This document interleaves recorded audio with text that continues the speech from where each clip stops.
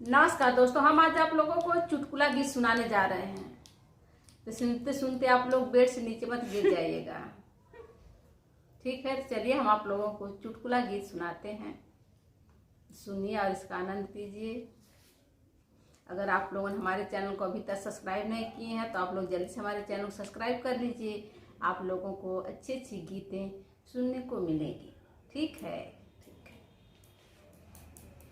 हे सैया बोला बिछाई कहाँ खटिया, हे सैया बोला बिछाई कहाँ खटिया, हे सैया बोला बिछाई कहाँ खटिया, हे सैया बोला बिछाई कहाँ खटिया। तो के जगह इनाम लेते तो कपड़ा बिछा दे, तनी जगह है कम पड़ती है तो के जगह ओढ़ना बिछौना मिलल नहीं तकिया, ओढ़ना बिछौना मिलल नहीं तकिया, हे सैया बोला बिछाई कहाँ खटिया, हे सैया बोला बिछाई कहाँ खटिया, हे सैया बोला बिछाई कहाँ खटिया, हे सैया बोला बिछाई कहाँ खटिया।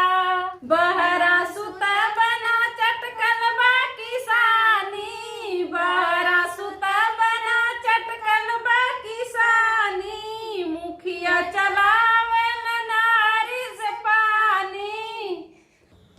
बहरा सुता बना चटकल बा किसानी, बहरा सुता बना चटकल बा किसानी, मुखिया चलावेला नारी से पानी, मुखिया चलावेला नारी से पानी।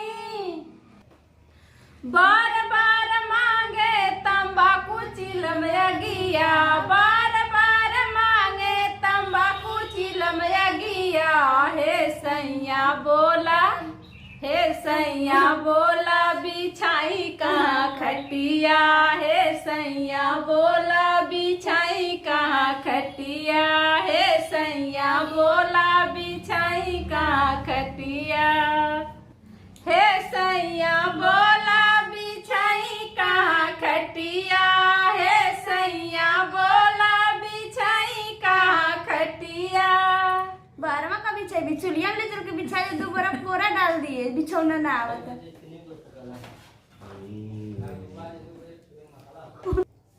तो दोस्तों ये गीत आप लोग कैसी लगी? अगर अच्छी लगी हो तो लाइक करना। फिर मिलेगा अगली गीत में, तब तक के लिए नमस्कार।